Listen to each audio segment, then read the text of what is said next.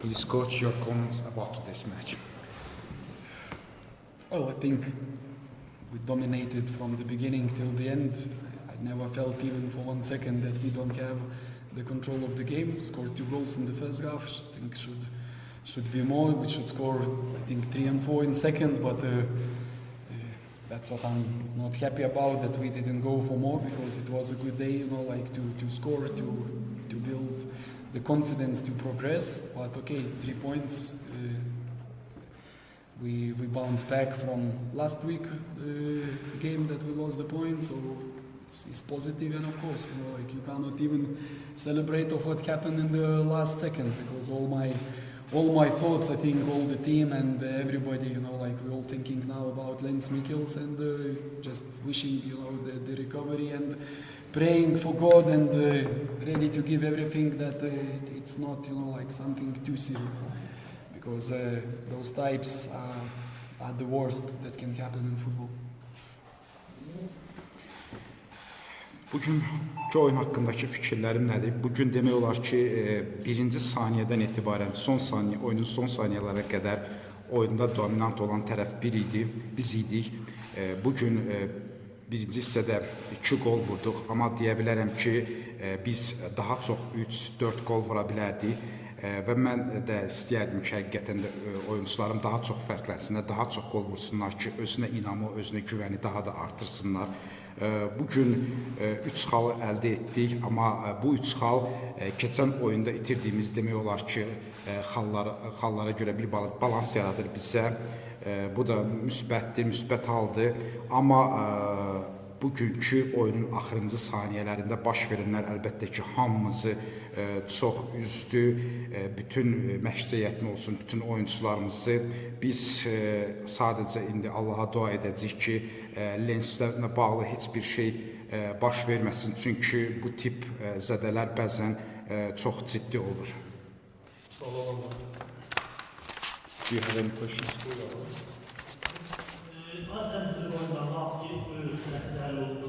Son dəqiqələrdə başqasına aparıcı futbolculara əvəzdəki məskələ zədələrdən qorunmaq üçün. Maddən Damrasda Nikes meydanını saxladı. Nə ilə var? Əvəzlərdə istifadə olmaz mı? Usually in this match, coach, after seeing the result, the coach, they are changing their important players. You also should change. You could change Lens. Why did you put him until the end in the match? I think the team played good. I think Lens played good. Why need to change him? What we have a lead. He scored the goal. He is a goal scorer. He has a desire to go for more. He has a desire to score and to enjoy the game. Why do I need to change it? I really don't understand, like the question. I think, like the substitutions are to improve the game and to make the team stronger. But I think he's the only one, like who we had on the bench, who can play in attack, and we played with our main attacker till the end. So I really don't understand your question, but that's okay. I'm trying to justify maybe myself here. Əlbəttə ki, bugün bizim nəyə görə, sizin tam sualınızı anlamadım, başa düşmədim, nəyə görə belə deyirsiniz? Çünki o bizim sadəcə mərkəz hücumçusu kimi əlimizdə olan hal-hazırda yeganə hücumçusuydu və o böyük bir istək, böyük bir arzusu var idi ki, daha çox fərqlənsin. Çünki bizdə ən çox gol vuran odur və hesabına daha da əlavə qatmaq istəyirdi. Ona görə də mən onu meydanda saxladım.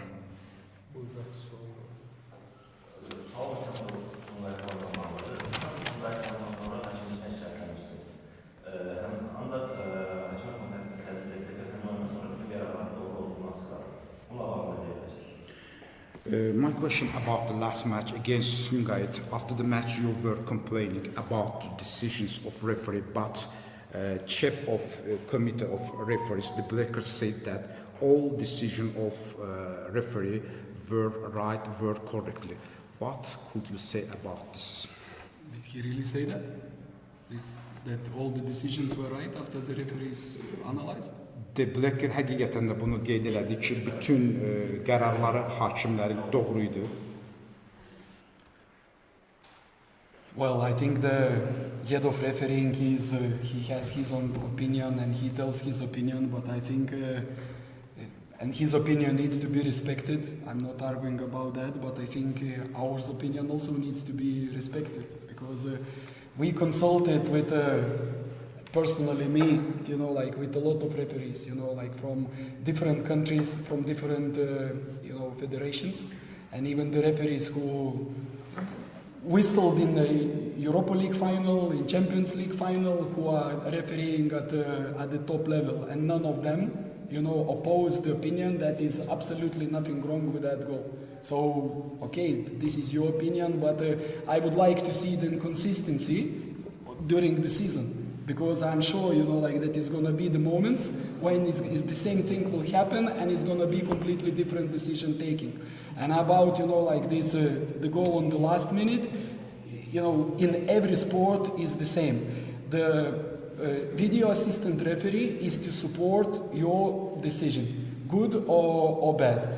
And if you don't have a proof, there is like golden rules, like in American football, in basketball. Yes, if you go to check, it's 50-50, you know, like you don't see, you don't have a proof that it can be, you know, like a bad decision. You just say, okay, you know, that must be a penalty, that must be decision taking. So I really would like to see what camera they have to see, you know, like if it was handball or not. Because from that camera that I'm watching on TV, you can imagine that the ball touched the hand, but to see that the ball touched the hand, you know, like, come on, you know, we now, you know, like in the dark room looking for a cat, you know, maybe we catch it, maybe we don't. So why, you know, like if you cannot prove that this is, you know, a handball, what you cannot take it out because you're punishing, you know, like one team. Yes, I understand. Maybe it was a handball, then you're punishing another team. But that's how you go. If you don't have a proof, you cannot, you know, like say that somebody is guilty. So that is my opinion. Mən fikirləşirəm ki, hər kəsin özünün fikri var, rəyi var və hər fikir, hər rəydə hörmət eləməlidir. Və mən onun fikrinə, rəyinə hörmət edirəm, onunla bu barədə nəsə mübahisə eləmirəm. Amma mən şəxsi olaraq fərqli ölkələrin, fərqli federasiyalarında işləmiş hakimlərlə, top səviyyədə olan hakimlərlə daha çox Avropa Liqasında, Çempionlar Liqasında olan hakimlərlə məsəl üçün danışdıqdan sonra deyə bilərəm ki, əsasən vurulan ikinci qolda tamamilə düzgün verilməyən bir qərar var. Amma bu mənim üçün maraqlıdır ki, bu verilən qərar il boyu yəqin ki, belə hallar baş verəcək. Belə hallarda da mı yenə göstəriləcək, davam etdiriləcək mi? Həqiqətən haqlıdırmı? İkinci qola gəldikdə isə, axırıncı saniyələrdə ləğv olunan qola gəldikdə isə VAR sənin verilən qərarı dəstəkləməlidir. Bu, Amerikan futbolunda da, hər bir futbolda qızıl bir qanun var ki, belə hallarda 50-50-yə bir situasiya ola bilər. Mən orada həqiqətən əl görmədim. İkinci, axırıncı saniyələrdə ləğv edilən qolda. Sanki elə bir ki, qaranlıq otaqda biz bir şey axtarırmış kimi, bir sübutu olmayan bir şey axtarırmış kimi. Hansı televiziyadan baxanda belə görürsən ki, burada əl görsənmir. Bu bir sübut yoxdur. İndi mən deyə bilmirəm ki, günahkardır bunda, amma ikinci qolda da yenə qeyd etmək istəyirəm ki, biz heç bir əl görmədik. Ləğv edilən qolda. Benim bir deyim var futboldaki, her zaman da her gün imkan verdiği kadar oynuyor. Görünen de buydu ki, bugün imkanlar her gün imkan verilmiş sabah. Buna rağmen böyle təsvir edelim ki, sabah nitrosu ve hansısa fevkal əzimkarlık göstermeye zərurət duymadı. 2 gol vurdu, ikisi de bir kuryoz alındı. Biri ötürme gedirdi, irtiqafiyə gitti, digəri penaltide var hakimi çağırdı. Ama görünen bunu ki, sabah potensiyalı bu değil, yani o siz dediniz 3-4 gol vura bilərdi, doğrudan da vura bilərdiniz. Ama az qanlı. Bu sizin təlimatınız, az qanlı. Bu sizin təlimatınızıydı, yoxsa komanda özü süper sürətə ehtiyac duymadı?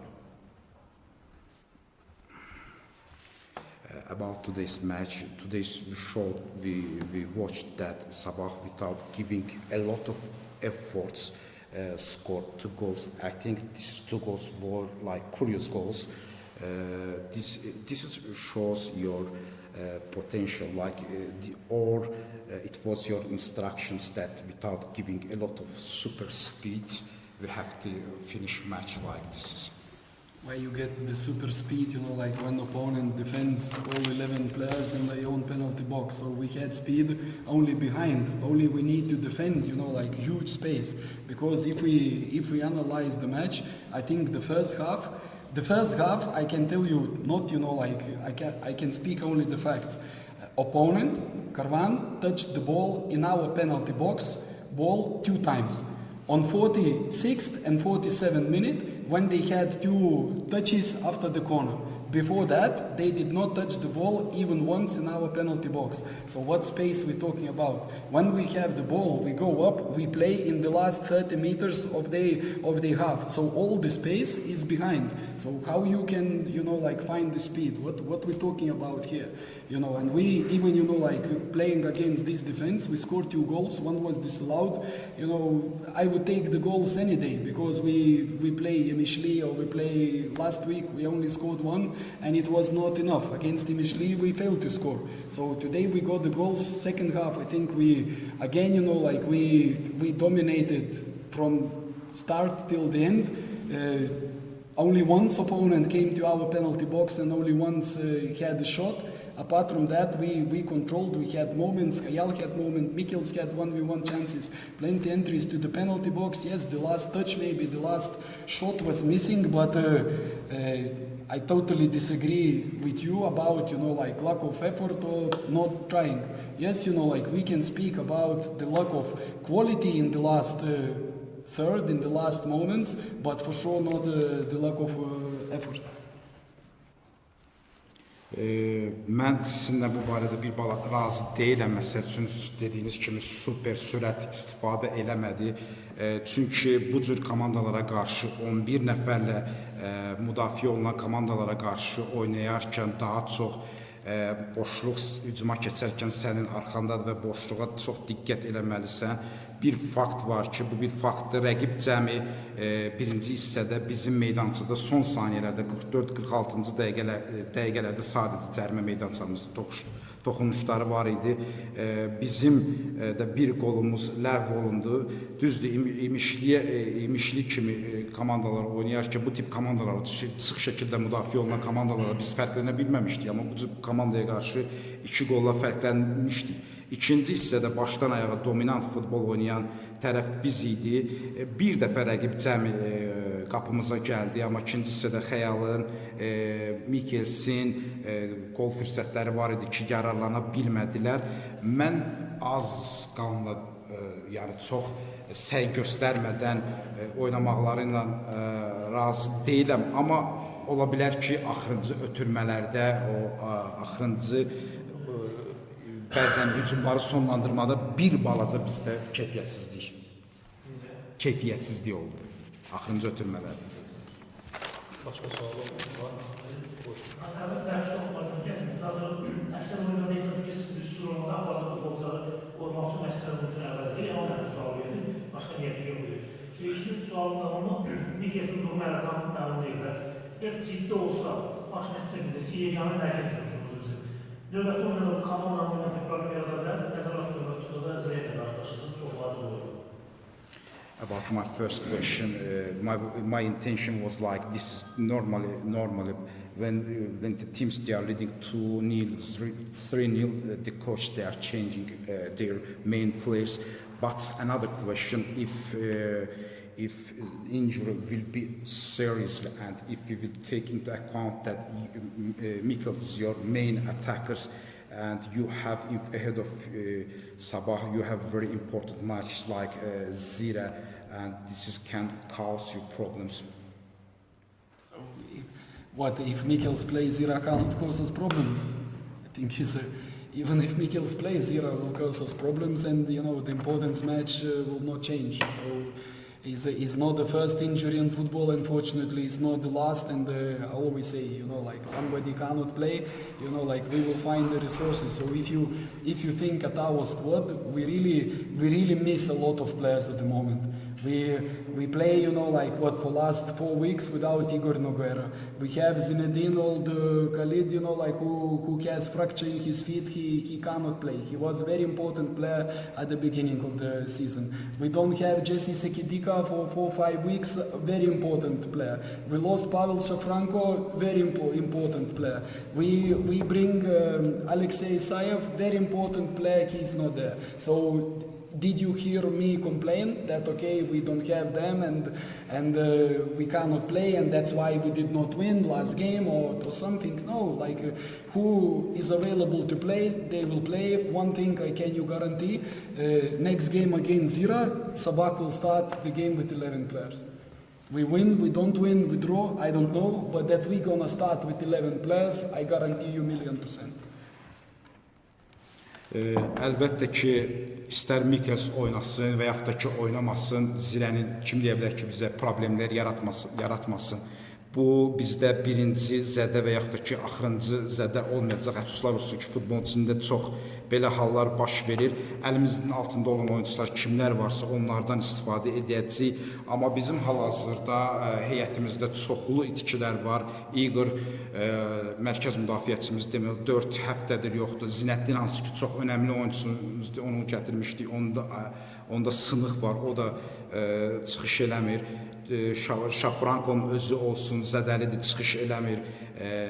Jesse yoxdur, İsayev önəmli bir oyuncu gətirmiş, o da zədə ucbatından oyunları buraxır. Amma siz məndən heç vaxt şikayət eşidə bilməzsiniz ki, mən bu oyunculara görə, oyuncuların oynamadığına görə biz məğlub olduq və yaxud ki, qalib gələ bilmədik.